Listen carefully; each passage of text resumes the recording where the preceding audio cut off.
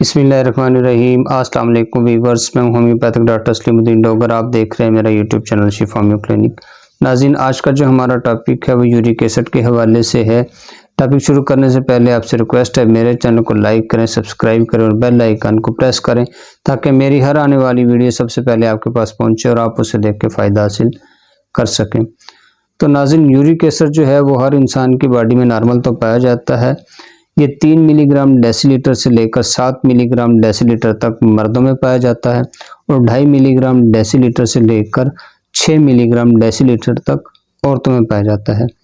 ये नॉर्मल तो इंसान की बॉडी में पाया जाता है, लेकिन जब इसका लेवल बढ़ जाता है तो इसकी जो ख़ास वजह होती है, हमारी बॉडी के अंदर एक केमिकल्स होता है, एक साल्ट होता है, एक मादा होता है जिसे यूरोपिन कहते हैं। जब ये टूट फूट का शिकार होता है तो यूरिक एसिड का लेवल बढ़ जाता है। जब यूरिक एसिड का लेवल बढ़ता है तो बहुत सारी जो है वो प्रॉब्लम पैदा हो जाती हैं। इसके बहुत सारे क्रिस्टल जमा होकर किडनी में जो है वो स्टोन पैदा करते हैं और इसके साथ साथ जो है ये जोड़ों में भी प्रॉब्लम पैदा करता है। जोड़ों के जो मसाइल होते हैं, ये पाँव के अंगूठे के अंदर जो है वो दर्द होना शुरू हो जाता है, उसके अंदर जो है स्वेलिंग हो जाती है, सुरख हो जाता है। तो उनके लिए जो है वो उन पेशेंट के लिए जिनमें ये मसला बनता है, उनके लिए चलना फिरना मुश्किल हो जाता है। इसी तरह जोड़ों में जो है वो अक्सर दर्द रहने की वजह से, यूरिक एसिड के लेवल के बढ़ने की वजह से जोड़ सूज जाते हैं और मुस्तकिल तौर पर जो है वो गाउट की शक्ल अख्तियार कर जाते हैं और ऐसे मरीजों के लिए वो चलना फिरना जो है वो मुश्किल हो सकता है।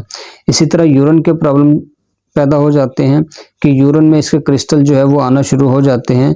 अगर कोई बंदा इसका इलाज ना करवाए तो ये इस हद तक बढ़ते हैं कि इसके क्रिस्टल इतने जमा हो जाते हैं कि वो किडनी में स्टोन बनना शुरू हो जाते हैं और अक्सर पेशेंट को जो है वो किडनी में ज़्यादा स्टोन या बार बार इन्फेक्शन की वजह से जो है वो किडनी फेलियर का ही मसला बनता है। तो इसके लिए हमें क्या एहतियात करनी चाहिए, क्या करना चाहिए? हमें जो है इसमें जो है वो कोल्ड ड्रिंक से परहेज़ करना चाहिए, चावल से परहेज़ करना चाहिए, आलू पालक से परहेज़ करना चाहिए, अंडे से परहेज़ करना चाहिए, मटर से परहेज़ करना चाहिए। तो इसमें जो है हमें पानी ज़्यादा से ज़्यादा पीना चाहिए और वॉक को जो है वो मामूल बना लेना चाहिए। और इसमें जो है वो हमें चाहिए, ये एक अहम बीमारी है, इसके ऊपर नज़र रखें और फ़क्तन जो है अपना यूरिक एसिड जो है वो चेक करवाते रहें। अब इसमें तो होम्योपैथिक के अंदर जो है बहुत सारी मेडिसिन हैं जो अलामात के मुताबिक इस्तेमाल की जाती हैं। मैं सिर्फ आपको एक मेडिसिन बताऊंगा होम्योपैथिक की जो आप इजीली इस्तेमाल कर सकते हैं, जिसके इस्तेमाल से जो है आपका यूरिक एसिड नॉर्मल हो जाएगा। वो मेडिसिन है आर्टिका यूरिनस 200 में। ये आप किसी भी होम्योपैथिक स्टोर से ले सकते हैं और इसको जो है आपने सुबह दोपहर शाम 5-5 ड्रॉप खाने से पहले इस्तेमाल करें। इसका बहुत सारा फ़ायदा है।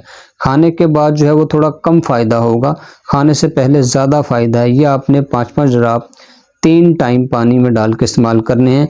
ये 1 महीना इस्तेमाल करें, इंशाल्लाह जो आपका यूरिक एसिड नॉर्मल हो जाएगा। फिर उसके बाद आपने जो है अगले 15-20 दिन जो है वो सुबह शाम कर देने हैं। फिर उसके बाद जो है वो 1 दिन छोड़ के 1 दिन आप ले सकते हैं ताकि आपका यूरिक एसिड जो है वो कंट्रोल रहे। तो जी नाज़रीन, आज की वीडियो में इतना ही। नेक्स्ट वीडियो के साथ फिर मिलेंगे। अल्लाह हाफिज़।